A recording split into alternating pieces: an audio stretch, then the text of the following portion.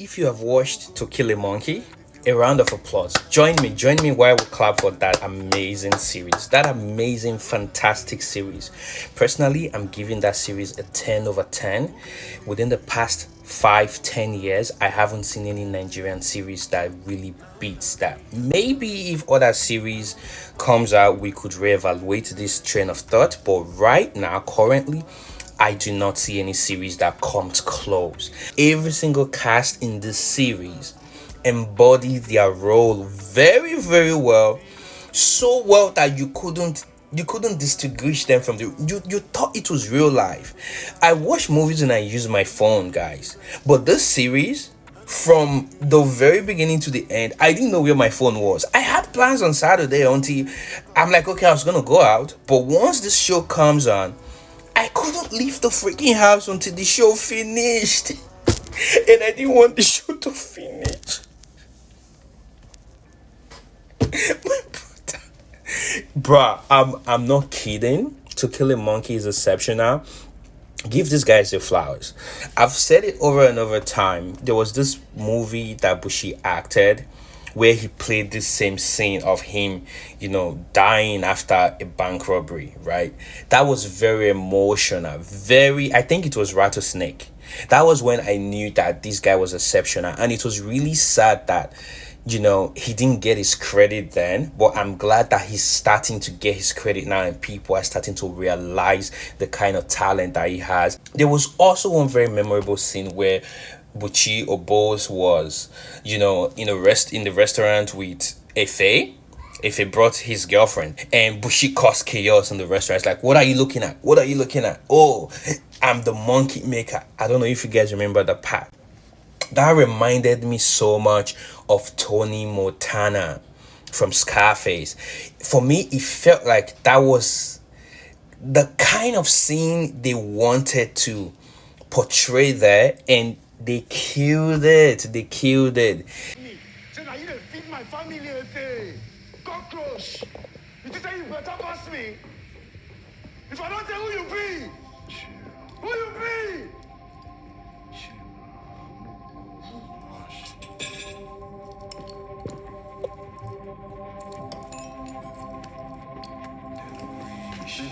See them, now they look me. They look me now. Now they search me. Ajay, see that sploosh and the Chris. Judge me, eh? Yes, I be street boy. Street boy now I be now. I hustle for my money. Nobody give me shit. Nobody know me. Now I don't get 100. 100, I'll buy off on 100. Who not be? Need people like me.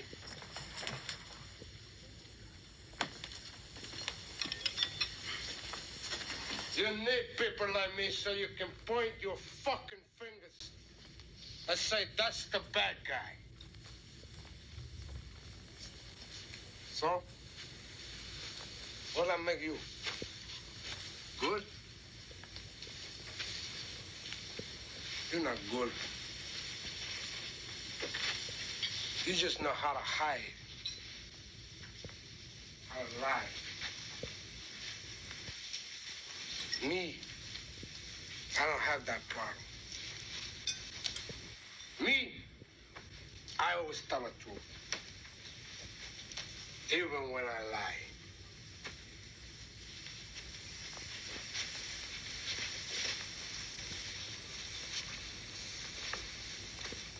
So say good night to the bad guy. Come on. The last time you're gonna see a bad guy like this again, let me tell you. Come on. Make way for the bad guy. There's a bad guy coming through. Better get out of his way. Again, I have to give it to Williams, which is Efe in the series.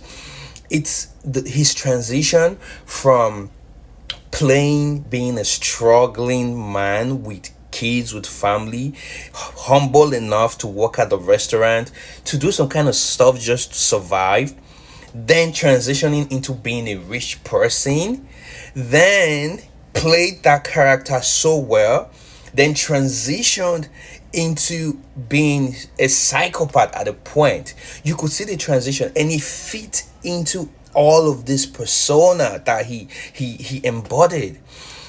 It's genius work. Lillian, are we talking about Lillian Afegbia, which was a, I think, idiot? That was her name in the show, bro. I have not seen her with this type of acting ability before. I haven't. I didn't know it existed, but she showed it. She embodied her character so well.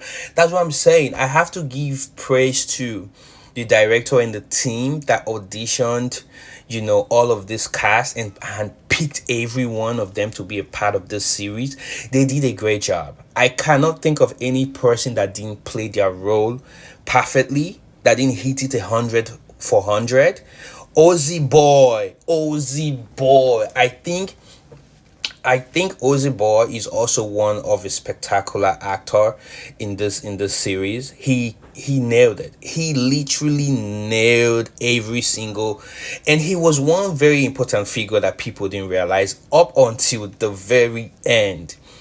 He played that envy role so much, and then coming back to avenge the buying of Obos.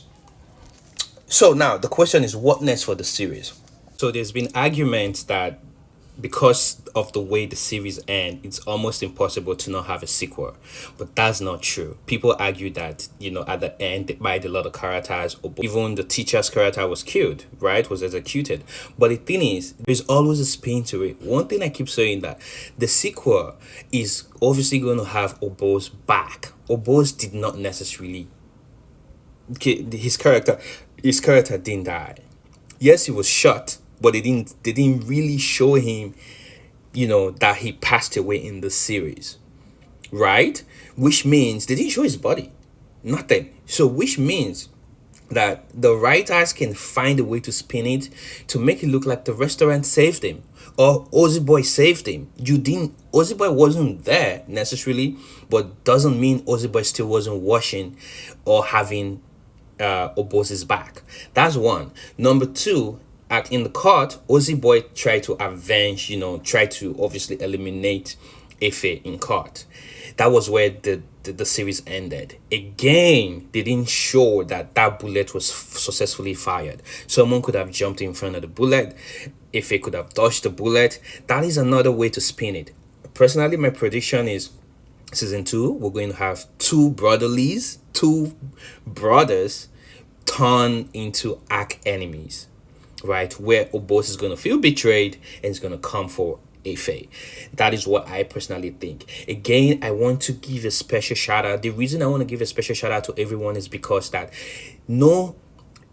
all the cast did an amazing job. Williams Benson, Bushi Franklin, Sunshine Roseman, Stella Damasos, Lillian of Fagbia, Bimbo Akintola, Shidi Mokeme, Teniola Aladese, Michael Ejo, Irete, Doll, and then the director. Big shout out to you, Kemi, I believe.